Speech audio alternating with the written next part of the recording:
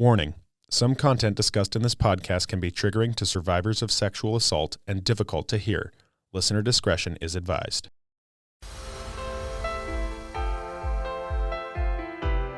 Welcome to the Redemption Podcast with your hosts, Stacy and Julia.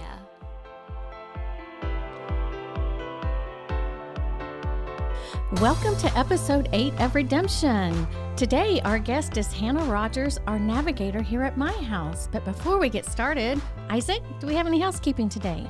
Yeah, we have a couple of things going on around the building. The main event that we have coming up is the golf tournament out at Settlers Bay. I guess Stacy, you would be the one to correct me if I'm wrong. There's still some holes that are available for sponsorship right now. I have 4 more holes for sponsorships, and I think I have maybe like 8 more spots for teams. Okay, that was going to be my second thing, was there's also space available to play if you want to play, and I'm still a free agent, so if you only have 3 people, it's a team of 4. Just email me. I'll come play. 84 in my first round, not a big deal.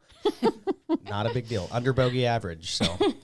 And I'm just excited because I heard that the golf tournament last year was such a success, and it was so much fun, and everybody had so much fun. I've never played golf. I don't know anything about it, but yeah. It's really a lot of fun. We're all going to be out there. Yes, so. It'll be so fun. You'll enjoy it. On the podcast side of things, we're still churning out episodes. The most recent My House podcast episode was with Senator Lisa Murkowski talking about the new building with the appropriation, so that was pretty exciting. Yes. Another My Voice episode with one of our clients who's actually a housing lead right now. And then on Diagnonsense, we were talking a little bit about revision and also, just a bunch of nonsense. It's in the name of the podcast. We didn't have a topic. We just riffed. It's what we do. It's who we are. So check that one out as well. Awesome. Right. Thank you, Isaac. So how are you today, Julia? I'm doing well, and I've actually been really, really excited for today and for our guest. Yes, me too. Yeah, Miss Hannah Rogers. Hi, guys. Good morning. How are you? I'm great. I'm just happy about this weather. Yes. Yes. Well, thank you so much, Hannah. Absolutely. For being on the show and being open to being a guest on our show. When I got a text, actually, I talked to Isaac on the phone a couple weeks ago, and he said, hey, Hannah, I was talking to Hannah, and she said that she was open to being a guest on the show, and I was like, awesome, because you just started in your current role as a navigator at my house just recently. Yes. And the first day that I met you, so I just met you recently. I don't know anything about you. No, nothing at all. But the very first impression I had of you is, I don't know why I like this girl. Maybe it's the tattoos, maybe it's the style. Maybe. It has to be something. It's usually the tattoos. Yeah. But your presence and just the way that, your presence in the room, the way that you talk, working with you briefly over at one of the housing, the way that you talk to the girls at the girls' housing, I was just like, okay, this girl knows what's up. So I'm excited for today because it's really an excuse to get to know you. Yay! And I think that the best way to start to get to know someone, and I'll backtrack a little bit because Isaac said that you did have, you do have lived experience of some capacity. Many capacities. Okay, there you go. Whether it's trafficking, sexual abuse, trauma, all of these things that we all go through in life, you have lived experience, and so this is your story to tell. And I think that the best way to start to get to know somebody and to understand someone is to kind of go back to their childhood. Mm-hmm. Absolutely. So I am from Alaska. I was born in Texas, but my dad was stationed up here at a very, I think I was like maybe 3 when he got stationed up here with my mother. My family is all from the South, and I mean, down south. They, you can barely understand what they say. So Mine like they're too. from the bayou. Yeah. Mine too. Wow. And I'm the only one who didn't get it, but I definitely have the mannerisms, and which I'm grateful for. So my mother, And those Southern values. yes, like the yes ma'am, no ma'am, which, like I said, I'm super grateful for, and I've been teaching my daughter that, and I think it's just something that's good that's been carried on. My dad is a very he's a rough around the edges, and he is like old school values, you know. So, and he's not really much of like affection. He's a great provider, but that's where the line is drawn. I would say at about 6, my parents divorced, and my dad took full custody of me, and my mother went out of state and left. And when she left, she told my aunt to make sure that she watches over me, and my aunt ended up marrying my dad. Oh. So she was my mother / auntie. It was awkward. And then they had 2 kids, Yeah. which were my brother cousins. And That's an interesting plot twist. it is very much so. But it's, we're from the South, so.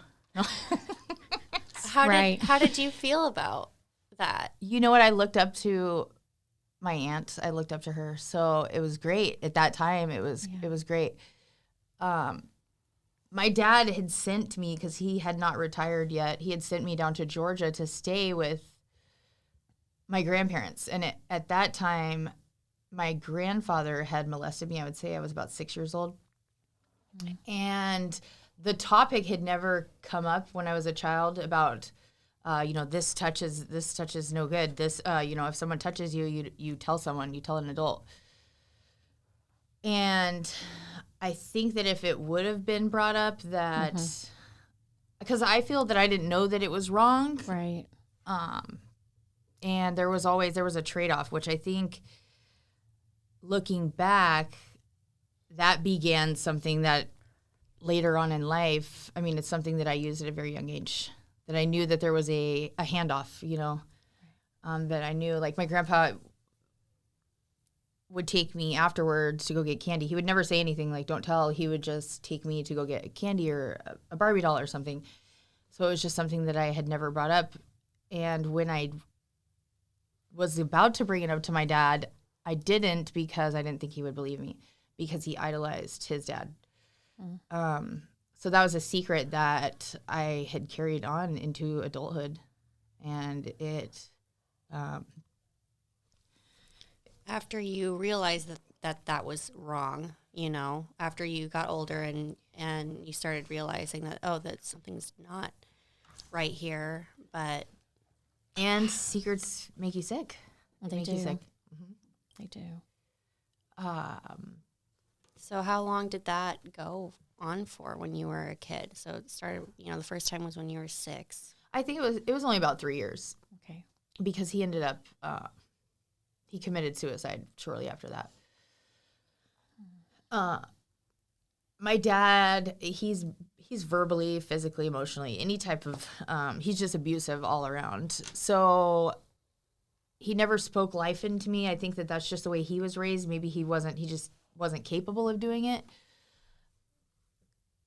So it was never affirming. It was never encouraging or speaking life. It was always shaming and intimidating and yelling.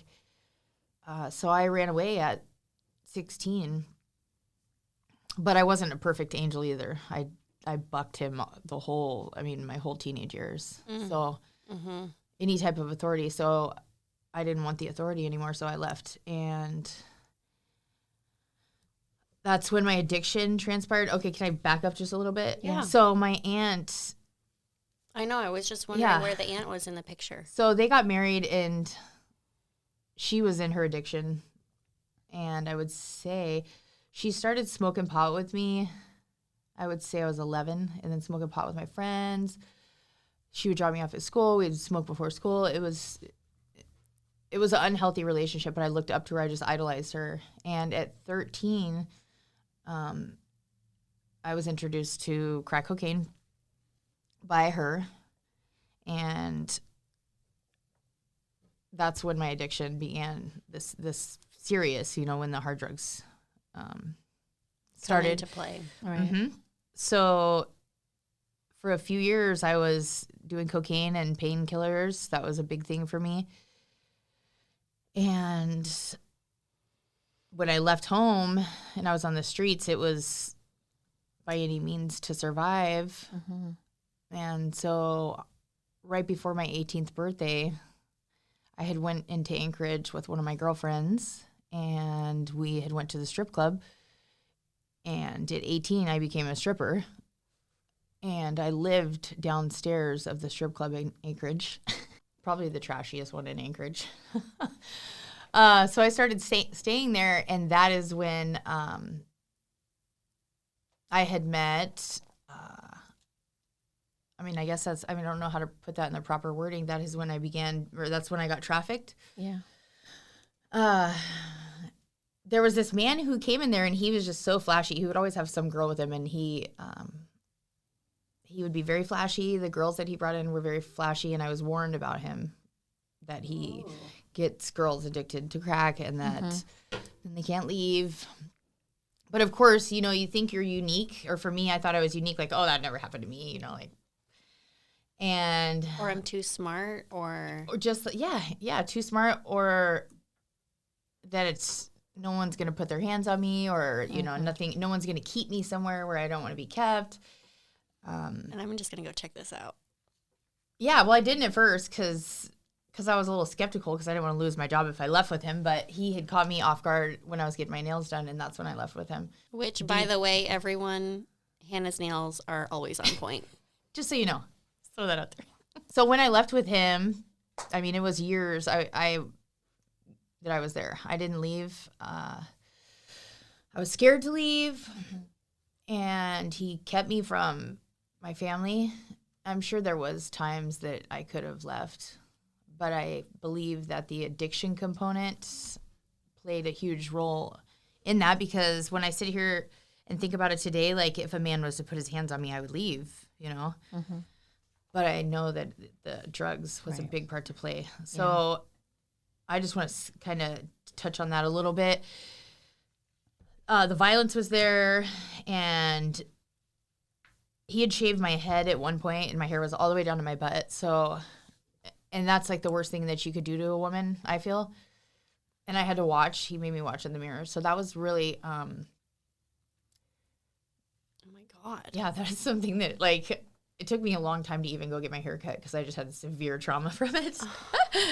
And I talk about it like it's really nothing because it's just like another day. It was in that lifestyle, but that really messed with me for a long time. Yeah.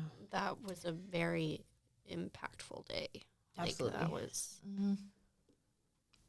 So Was that a punishment? it was, yeah, it's weird how that works. And it's, Was that the beginning, maybe, of you realizing that maybe you wanted to get out? no. Not yet. No, not even close. Like, you would think that would be it. But I ended up leaving one night, and I had left with a client that I had. And I left with that client who was like a wannabe pimp, I guess you could say. Yeah. And when I left with him, he ended up putting his hands on me.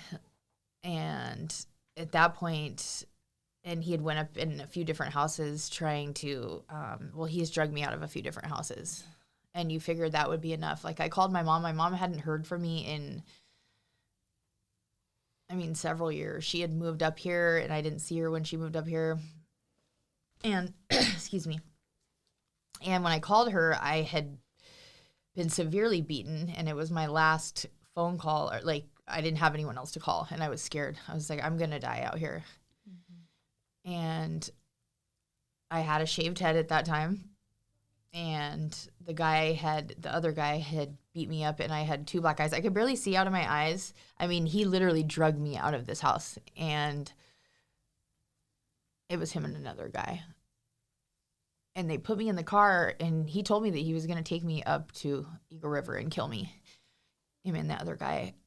And it took them a while to get me in the car because I was screaming and kicking so much. And then at a stoplight, I just jumped out. And then they pulled over and they chased me again on foot. And I went through someone's house. And so it's pretty traumatic now that I think of it when I'm clean and I'm of sound mind. Yeah. And I'm like, wow, you cheated death a few times. How old were you in that instance? I was, say, 21. 21. Mm-hmm. And I left with that guy out of state, too. The same guy. Later on, I left with him. And, but when my mom picked me up, I just told her, you know, she was sitting outside of this house for me, waiting for me for about 2 hours. And I was just trying to, you know, get myself right, I guess you could say, to go out there and see my mother that I hadn't seen in years. And when I finally went out there, I had my hood on, and I just told her, Mom, just don't freak out, okay? And she's like, okay, what the hell's going on, you know? And I said, I'm going to bring this bottle in here because I was a mess. Yeah. So I told her, if I'm going to get in your car, I'm going to drink this bottle of alcohol. And she was like, okay, just get in the car. And when I had pulled my hood back, she started crying. And, you know, me, I was numb. So I'm just like, can you just drive, get me out of here. But, I mean, I'm sure that that's traumatic to see your daughter have a shaved head and 2 black eyes and just probably so small. I could just imagine now that I have a little girl, how that would make me feel. And I went back, she nursed me back to health, and then I left like a week later with that guy again. And that's when we got on the plane and went out of state. How old were you when you had your daughter? Wait. So I didn't even want kids. So I think I was 32. Yeah. Okay. Yeah. Yeah. So Yeah. You know, you lived through your 20s, the whole thing. Yeah. So my whole 20s was addiction. I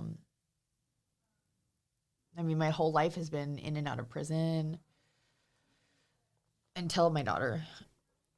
And yeah, until her.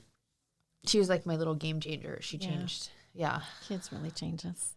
Yeah, I didn't think that she would. And I even had one more go around after I had her. I relapsed. And I was so scared because I was telling Julia earlier, just it's like living trauma over again because my mom had put me through, you know, she had abandoned me at that time. It's just things that have happened to me as a child that still carry on as an adult, you know, the fear of abandonment and everyone's going to leave me or not investing in people because I think they're going to leave me. So I think that has hindered a lot of my relationships with people because I am never invested 100%. And that's hard to say. You know, even when I try to, sometimes I just feel like I'm not capable of investing 100%. Because there's that piece of me that I keep because that's comfortable, you know? Right. Yeah. Yeah. And it's from a survival standpoint Yeah, as well. it is. Yeah. And when you're like that, you know, you live in survival mode all the time. I mean, for 30 years, that's hard to break over just a few years, you know, and I feel that I have to be intentional when, with really anything where I don't get back into that mindset. So I have to be really aware of myself. And the people that you allow into your life. Oh, absolutely. Your energy, yeah. Yeah. And so that's something you still struggle with. Absolutely. I can imagine. Yeah. And I've been clean 4 years, but it doesn't, the first 3 was just holding on by a thread, you know? I wasn't living, I was just holding on, you know? And I think this past year has been, this season has been growth and heartache and trying to figure out who I am. Yeah.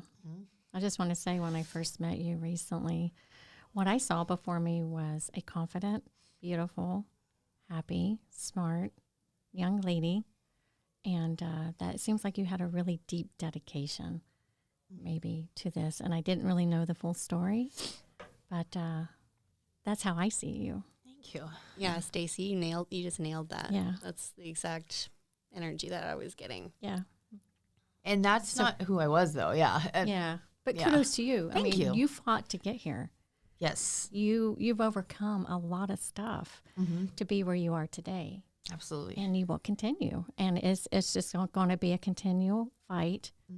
And I am 54, and I'm still working through things that were in my 20s and 30s. And you just work through them little by little, but you get there, right? And it's really important that we want to give our kids that too, to see us healthy and strong so we can be there for them too. So you're doing it. I So agree. Yes, ma'am. kudos. Yes. Yeah. So would you say that your daughter was really the turning point where you're like, okay, history is not going to repeat itself. Yeah, absolutely. So what the F did you do? Can you be a little more specific? What did you do to start to get clean to, what was your circle of people like at the time? Who Did you get therapy? Did you? So I had, sorry. The state of Alaska had taken her for, she was in state of Alaska custody, and that spiraled me further down, and I ended up going to jail, and I knew that sitting in the back of that cop car that I had to be done, and I knew that I was done then, but I just didn't have the support, and I didn't know what that looked like, because the way I was raised is that that's a sign of weakness if you have to, if you need someone else to help you. And now I know that's not true at all. I did my treatment in Highland, and I had done several treatments before that, but this one I took seriously because I wanted to heal. I didn't want to, I wanted new coping skills. I wanted to get a support network where I didn't have to do that anymore. I didn't have to go back and use. So, it wasn't intense. I mean, it was intensive outpatient, but it wasn't really serious. But I took everything and I dissected it, and my projects were super full and just extensive, and they didn't have to be, Projects? just projects in treatment, when they ask you to your relapse prevention plan or what it looked like you're growing up, or just all that stuff, and you present it. And I took it seriously. I took it really seriously because I didn't want to be there again, and I didn't want to have to put my daughter through that again. So I used that time to heal because it hurt my heart so bad being away from my daughter and her coming to see me in jail. That was really hard for me, and to talk to her on the phone because I did not want to, but I wanted to keep that connection with her. I would cry when I was on the phone with her silently, I would hold the phone where she couldn't hear me, and I would cry, but I would be talking to her because I was just, I just felt like a failure. So I'm glad I continued to foster that relationship for sure, because that's what kept me, those brief interactions that I had with her kept me holding on. And what happened actually was Mark Weaver had came into Highland, and they were talking about peer support. And who is Mark Weaver? Mark Weaver is super huge in the community. He's a pillar in our community. He's recovery community? He's recovery community. He's a church community. He's construction community. He's just well known out here. Gotcha. He's a public figure out here. Yeah, I would say that. Yep. I've never heard of him. And I don't know if you've heard of Fallen Up Ministries, but that is who came into Highland. And somebody shared their testimony, and they spoke about peer support.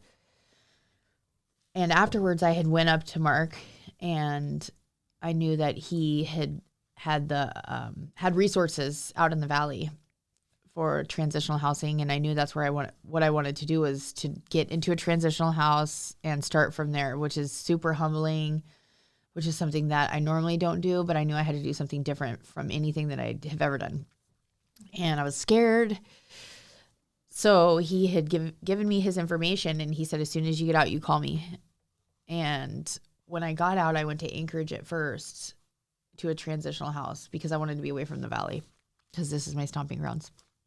So I stayed there for 30 days, and then OCS had told me, we need you out here closer to your daughter if you want to get her back. So I came out here and then I got in contact with Mark, and Mark was, I was on ankle monitor at the time. And so I didn't really even know what peer support looked like, but that was what peer support was. He came and he helped me, like anything that he could support me with, he did. He had advocated for me in my OCS case. He had transported me. He spoke life into me. He connected me with other women in recovery. I mean, he's done a lot. That was like the beginning. He just held my hand and walked right beside me, Sounds like he gave you a really good foundation from the start to succeed. Yes. Wow.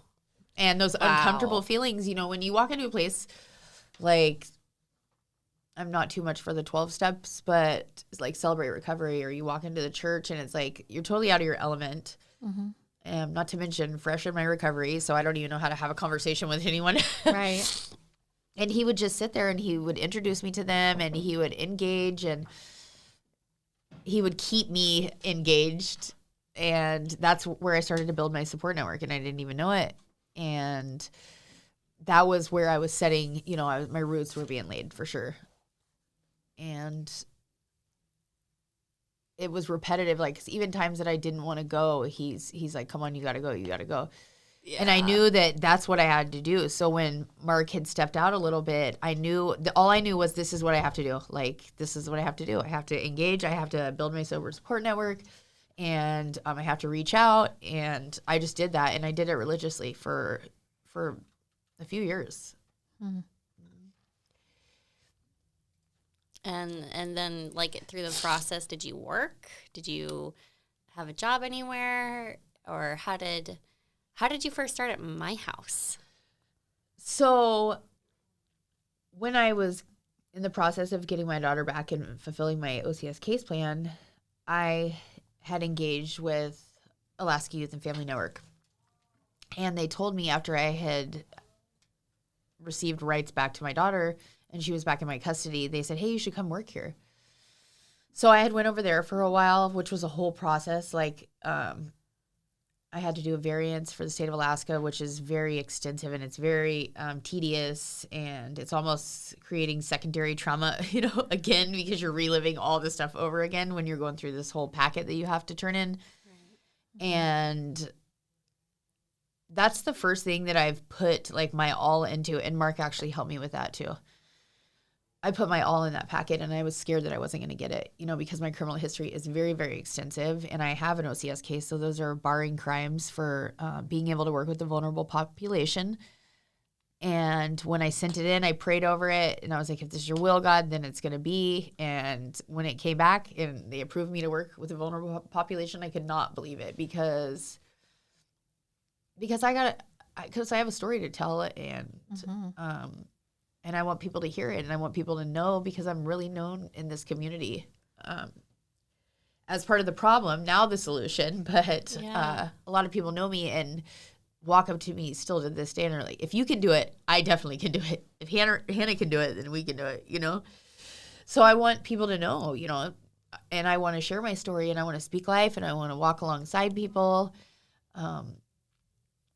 And I want to help them navigate just their life. And that's huge. So that was a start for something big. And my first year at AYFN, I learned, I grew, and I spoke life into people. And it's a very fulfilling job. However, very, I carry a lot of that stuff with me, and it's of others. And it hurts when you speak life into someone and let them know, hey, give them the solution. I'm giving you the keys to the kingdom, and they don't take it. But I've been there several times, but I personalize it and I take that on, and then that's heavy. It's heavy stuff. And this was my new chapter, was my house. And the Miss Carly is out on maternity leave. And right now I'm just covering and hoping that it leads to something else, but grateful for the opportunity, super blessed. The group of people here and just the aura and everything that Michelle's doing is super huge. And I believe that it's creating like real change. And that's just, it's big to see. And it's mostly in this little town. Yeah. So even if it is just why Carly's gone, I definitely have been grateful for the opportunity.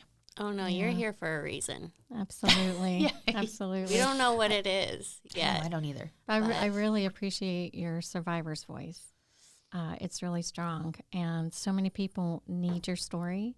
It gives them hope because they're still in it and they don't think there's a way out. And if there's some way that they can hear your story, it'll help them tremendously. And that's the reason why I love doing this work. I love doing the work on the governor's council because we're trying to get past SB 189, which will actually expunge records of survivors. Really? Yeah, so we can get that passed. We can get some records expunged from your criminal history if we can prove that a lot of that was done under the influence of your trafficker. And I think that's really huge for victims and survivors because that's what holds us back, right? Is our records. Absolutely. Is going forward and doing the job that we want to do. And so I was so excited to hear you. And you said, oh, they passed it and they'd let me work with, vulnerable youth because that's what we need. We need the voices of people like you and me and all of us that have been through trauma, substance abuse, trafficking, sexual abuse. It's really more common than we think. And for someone to be vulnerable and to use your story for others, that's how we help each other heal. Because we're taught to hide it in darkness, right? Yeah. Don't talk about it. But I think once we speak it into light, it loses its power. Absolutely. And then we help others lose the shame and the guilt too, because we help them speak their truth, right? And that's huge. It's empowering. Yeah. And it's a great feeling. And it's also healing. So healing. Super. Yeah, get it out. Yeah. So I told my dad, I ended up telling my dad when I was in prison doing, I think it was a 4-year stint. Yeah. And I was in a Christian program and that was like the last thing I had to do that I was holding on to.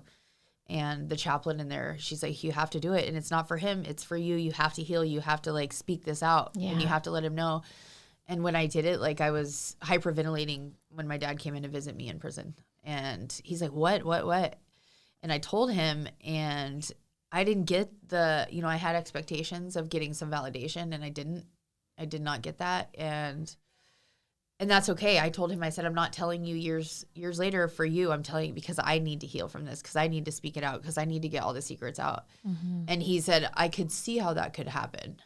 And that's all he ever said until a few years ago. But to speak that out, I didn't feel dirty because I felt so dirty. So when I spoke that out, I felt like, okay, I could breathe. That feeling of not being able to breathe. Right, and it was gone. And that was huge for me. Yeah. And so I didn't care. Me too. Yeah. At that point, my initial reaction was, oh, where's my validation? Why couldn't he tell me that it wasn't my fault? Or that I didn't deserve that. But he didn't understand it. No, not at all. Right. It's just I don't think he has the capacity to even understand that. Right. He can't even wrap his head around it. Right. But it was for me, it was freedom, Right. Yeah. So it was good stuff. Awesome. And what is your relationship like with your mom today? Restoration has taken place. I'm great at holding resentments, and I can just sleep just fine with them, and I've held that resentment for so long that I think that I want to hold on to that in a sick way. But my mom she took my daughter when I went to jail, and for that, I'm truly grateful. Yeah. But, it still hurts because, of course, every little girl wants their mother, Yeah. So Every little girl needs their mother. yes, and I try to live in forgiveness. She's one of those ones that I just have to live in forgiveness, because I don't know where she was. I know she wasn't in a good place, and I know from what she tells me that, she did the best she could, but it hurts, and I want to forgive her, but then I want to be mad at her, Yeah, I feel the same thing. I just went through this last week, actually. My mom's been passed away now for, I think, 10 years. but I didn't really get to live with her much. And she was an alcoholic, and she abused drugs. And she used to be an RN nurse, but then she got fired for stealing morphine. And this was when I was probably like 11. And she would, do it in front of me. And then I ended up not living with her after that. But I always felt like the alcohol and drugs and the men were more important than me. And I held that for so long. And I always had that problem with connecting with people or feeling like I was a bother and not worth the time. And because it comes from that neglect and that abandonment from her. And I just dealt with that. I mean, just out of the blue, because I always felt like with my relationship with God, I always felt like I was a bother still. Like I didn't want to bother you. I didn't want to come to you because, I just wasn't worthy. But it stems from that. And I had to actually just say the words out loud that I forgive you. That actually she was in drug addiction and alcoholism, which she died of. And she could not be the mother that I needed. She couldn't love me and give me the attention and say, hey, you're important, and look me in the eye and, make me feel that I was important and worthy of love in her time. And I think that's super common with a lot of people, that our parents, we have to see that they were human. And a lot of them had a lot of problems, whether it be addiction, all this stuff. And it was just releasing for me. It's just, I don't know, I'm just relating to what you're saying. No, absolutely. Because I just dealt with this, and I'm 54. It took me that long. But it's just releasing. I wish I could tell her in person, but can't. But you can go on and you can forgive, and you can.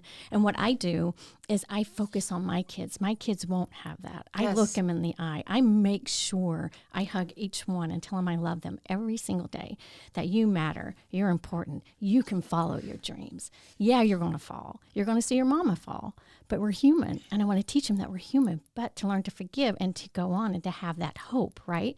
So that's what we're going to do, me and you. We are going to not pass that on from what our parents did, but we're going to pass on healing and strength. So it stops with us, right? Yeah. Stops with us. So I don't know. Thank you for sharing that, because it's just kind of cool, to relate to someone's story. And I said that too, Stacey. I was like, the generational, like, it stops here. Like, that's why when I got out, I said the substance, just the whole generational curses that have been in my bloodline. It's like, it's not going to happen with my daughter. Like, right. It's going to stop. And it did. And you know what's funny that you say that like the whole speaking life into your children. I'm sure you guys have seen the movie The Help, but it's like where the lady's like, use is smart, use is kind, use is beautiful. Yeah. So Legacy, that's my daughter's name. I always tell her, like, on the way to school, not always, we haven't done it in a while, so it's kind of convicting me, so I'm going to do that today. But I'm like, what are you? And she's like, I'm smart, I'm kind, I'm beautiful, and I'm important. And I'm like, yes, you are, girl. And so, like, that's Don't you forget yes, it. and she does it too. She knows that she is too. So, and I know what not to do. I know how to parent. And if I do the opposite of how I was raised, I'm doing pretty damn good. So, yeah. Wow. Good. Yeah. Well, this has been awesome. Yeah. And Well, thank Hannah, you so much. I've got so many more questions for you, but just as our ritual here on the show, the word redemption means different things to different people. You look it up and it has multiple definitions. Right. What does the word redemption mean for you? So what's crazy is that when I saw the word redemption, I knew I was going to come in here and answer some questions for you guys. I looked up the word redemption, and the opposite of that is it's bondage. So for me, like, if you look, bondage, that's a pretty heavy word. And when I saw the word, I was like, that's exactly what it is, because I was in bondage. So I feel for me, redemption has been, well, it's a daily thing for me, but it has been freeing. It has been like me actively turning things over. I feel like, I'm spiritual, and I feel that me being redeemed has given me like a second chance at life. It is redemption is being washed from all the stuff before, the self-made prison, the bondage, the chains that no one can see. Yeah. And that has kept me sick for a long time. And I feel like once I had been baptized, but once I just knew a new way of life, life's just different now. I see life differently. And I'm grateful for that because I'm not a victim. Mm-mm. And I choose my destiny. And today I do. And today I do that with sound mind. And yes. And I'm made new. So yes. That's what redemption means to me. That's so beautiful. Thank Well, you. Hannah, thank you so much for being on today and being so brave and telling your story. Yes. And giving others hope that they too can be a survivor. Well, thank y'all for having me. If you or someone you know are a victim of sex trafficking, please call 1-866-733-7878 or text HELP to 233-733. For local services here at my house, you can call 373-HELP. That's 373-HELP. Remember, if you see something, say something. This is Redemption, loved and thriving. Until next time.